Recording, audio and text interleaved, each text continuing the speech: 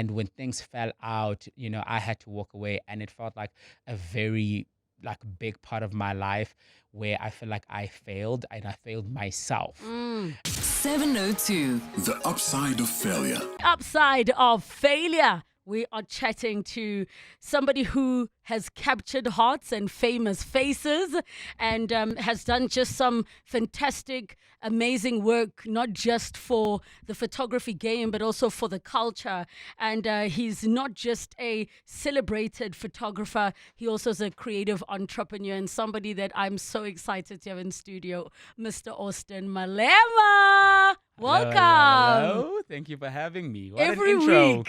week, I'm like, you came. I'm always Your like, guests you disappoint came. you, hey? No, not even. I think sometimes there's still that part of me which is like, do you think they want to come? Do you think, like, it's a weird thing, but I'll always be like, you came. It's like when you host a party, like, is anybody going to come? Yeah. So it sometimes feels like that. Firstly, I have to start by giving you your flowers and say, like, I just love the work that you've done.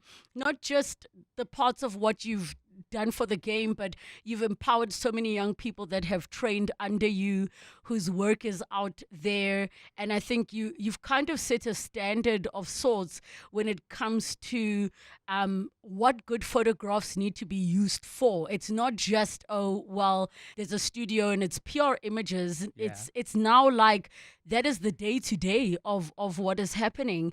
Can you take us back to, when you were a kid, did you want to be a photographer, or you fell into it?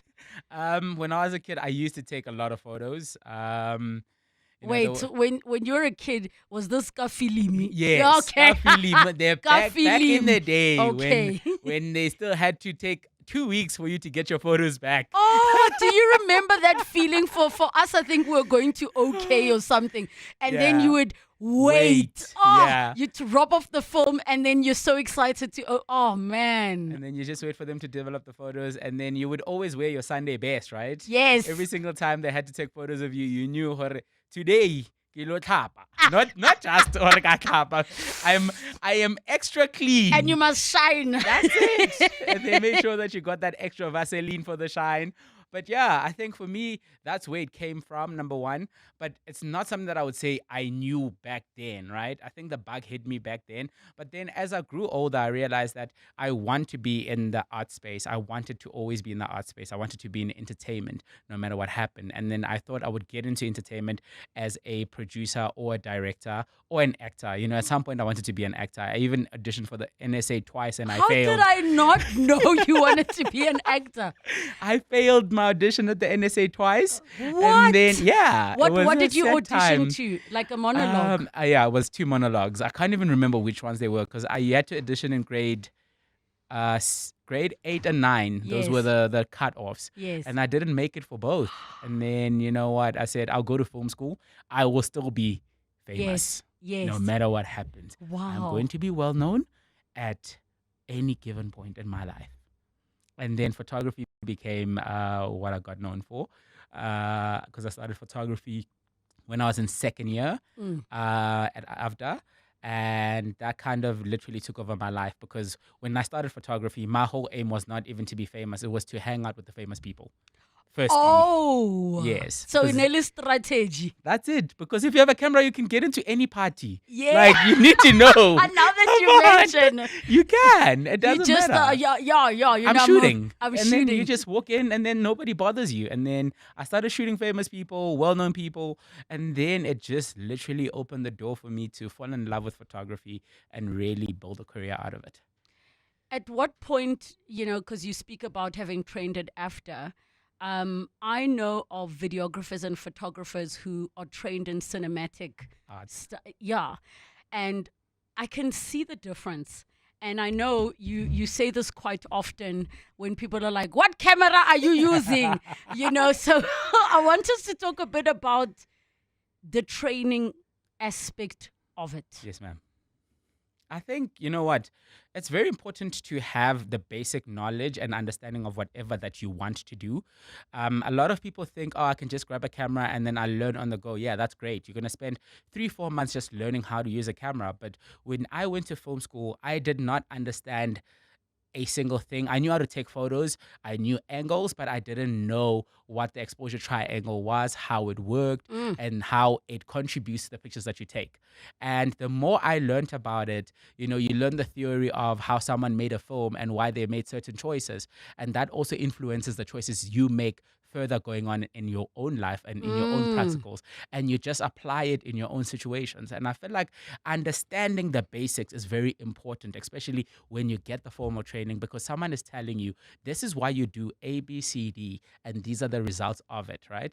And a lot of people feel like, it's a waste of time. I also at some point felt like it was a waste of time. I'm like, just give us a camera. Like, I know how to take photos. Yes. But then when you learn about it, it helps you understand how to make better decisions for later in your life or for whatever situation that you end up in, because situations are not the same.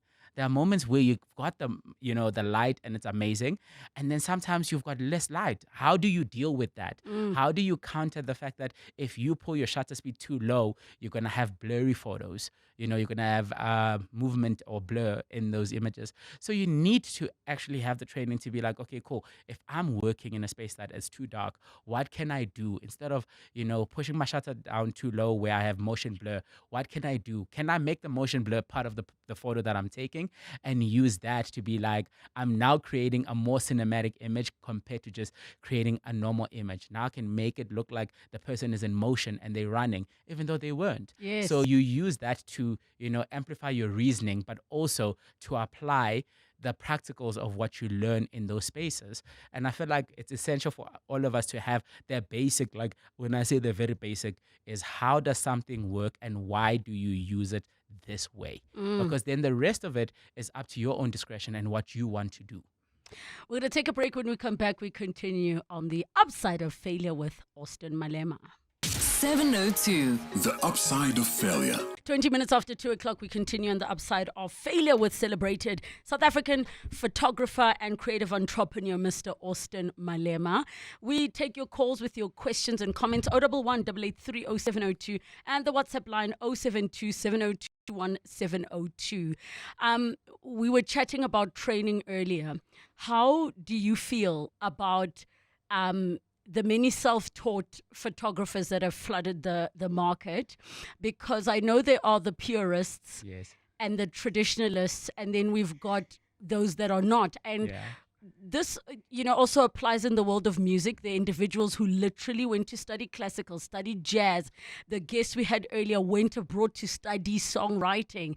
And then you get those who they have a natural eye. So tell me what your thoughts are, because I'm sure there are pros and cons to the situations. I think there are pros and cons to all of it. I have no issue with anybody coming into the industry and learning how the industry works in their own way. And I believe that those people learn faster than the people who go to a school, because when you go to a school, you're kind of shielded and you get taught how things work. And when you are experiencing it yourself, you actually see it firsthand on how it turns out, right? So I believe that those people are very lucky and they get to also save themselves money, because going to the schools, it's not very cheap, right? But then they learn the practicals firsthand on the application itself and what they need to do, which is really amazing. But I also believe that it's also great to go to a place where there is going to be a guidance for you to learn certain Mm-hmm. things, because you may avoid certain pitfalls.